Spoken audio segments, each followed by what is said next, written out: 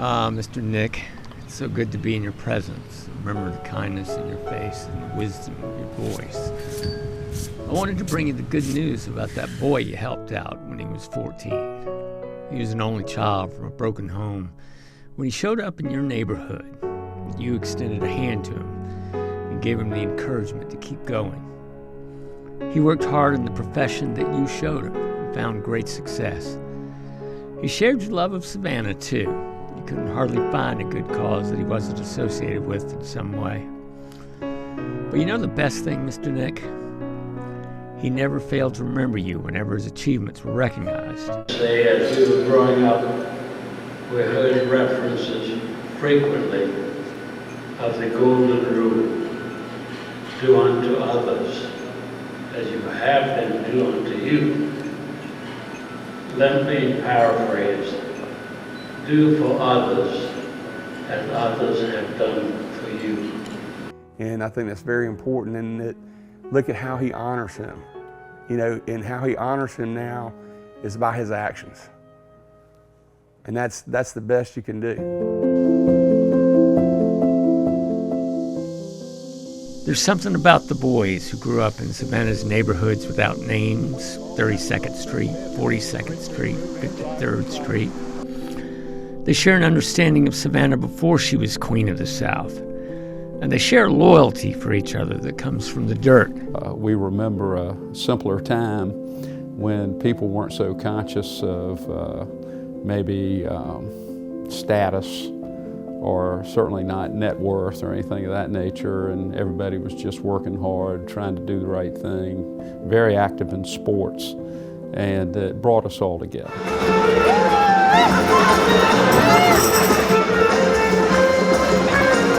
Sprinkled through those neighborhoods were Savannah's Greek families, and it was to them that destiny led Cliff McCurry. Fourth grade, when I was at Charles Ellis, there was a bunch of Greek boys going to school there. Caritassus, Metaxas, Caparesis, Donker, Christopher, Mammalakis, and they had a little basketball team down at the Olympic Center, and they asked the big old cracker boy to come play basketball with them. When he was just 12, Cliff's parents divorced, and his dad, a Pacific Theater decorated veteran, moved to Atlanta. Cliff started hanging out at the Mammalakis household, where Mr. Nick Mammalakis, the president of Mercer Insurance, took an interest. And so to help me and my mom out, he gave me a job when I was 14 as the mail clerk. So I would get on the bus and go downtown after I got out of school and get the mail from the post office, bring it over to 7 East Bay Street, and deliver policies to attorneys' offices for closings. And that's when I was actually exposed to the insurance business for the first time. And he was paying me like $15 a week to help me and my mom out. And so that's when the relationship kind of took place, when he became like a second father to me. With a little walking around money in his pocket, Cliff's eye began to rove a little too. She went to Charles Ellis with me.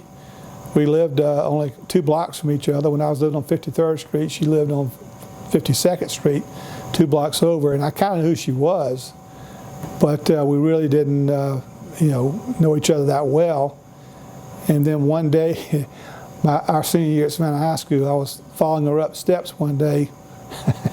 She had on this red skirt, and I said, I don't know who that pretty girl is in the red skirt, but I'm going to go out with her. That Christmas, the day before Kathy was to meet his mom, Cliff's life took another tough turn. My mother died when I was a senior in high school, and I came home and found her on the floor, and she'd had a stroke, a cerebral hemorrhage, and passed away the night of December the 28th, my senior year at Savannah High. Mr. Mammalakis was the first person I called after I called Kathy, and he came and met us back at my apartment that night, and he got in my face and challenged me about either going through life feeling sorry for myself or trying to make something of myself. And he said, if that's what you want to do, I want to be part of it.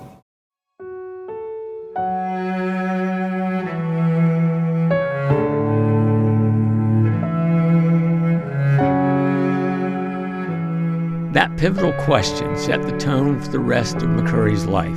You talk about a guy who had every challenge and every excuse to become a victim throughout his early life, and he rose above each and every obstacle that was thrown in front of him. So, you know, you've got a tough situation at home, he's got a tough situation at school, and then the thing that's most powerful is the people that he involved himself with that lifted him up and helped him make the best of a really difficult set of circumstances. And so when you look at Cliff McCurry, you look at the real story of America, of someone who didn't have it all, but got it all.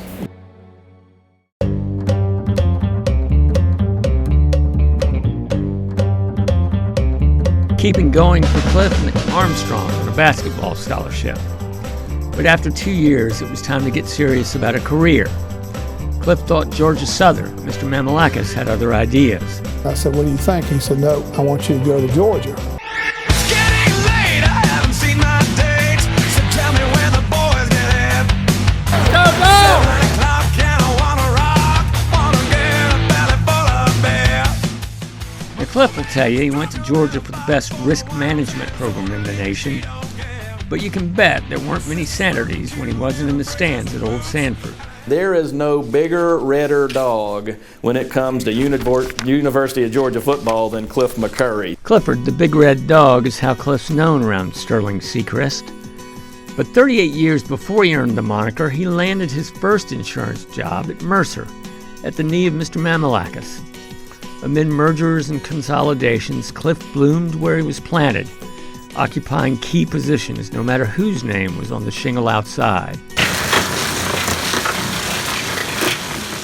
A boost to that business and Cliff's reputation came crashing down on Abercorn one summer afternoon at the hands of a summer storm. Savannah and the Abercorn business sector experienced the worst hailstorm in Savannah history. And I later estimated that roughly $50 million of damages were pumped into the Savannah economy by that hailstorm, because it began at Savannah Mall and came right down Abercorn to Oglethorpe Mall. So both individual cars were severely damaged. These were huge balls of hail. But think about all the car dealerships where our cars were damaged. This all happened within a matter of 15 minutes. And as it was happening, the phone rang, and it was Cliff to say, Bill, I hear that we've got a bad storm, you've got coverage, we're on top of it. And it proved to be a major success story out of what could have been a major loss for us, because we were properly insured, and most importantly, we moved quickly with Cliff's help to to address those problems and create Savannah's first hail sale. There was another career running parallel to Cliff in Savannah's insurance business. David Pattison of Palmer & Kay was creating a local niche as the big fish kept swallowing the smaller. Cliff noticed. After 38 years with the same firm, I made the move to come over and join Seacrest Partners, and I guess I was the 12th employee. And I said, well, okay, what's my job description? And he said, come make things happen. Come over there and help us make things happen. Join community partners for the Leukemia and Lymphoma Society's Light the Night Walk. Through the treatment supported by Light the Night dollars, Linda's cancer was beaten, and she'll lead our Light the Night Walk. Cliff did make things happen in all the Savannah spheres where he had become respected and beloved for a lifetime of dedication to his community and doing things the right way. And now, Big Daddy brings all that heart to his beautiful family, who he's raised with Kathy by his side virtually every day. But he never forgets the man who made it all happen. God put Nick Mamalakis in my life, because if he hadn't been there and believed in me and give me the opportunity and kind of set an example of how to, grow in this business, I'm not sure where I'd have been. Cliff McCurry is a laureate in the Junior Achievement Savannah Business Hall of Fame.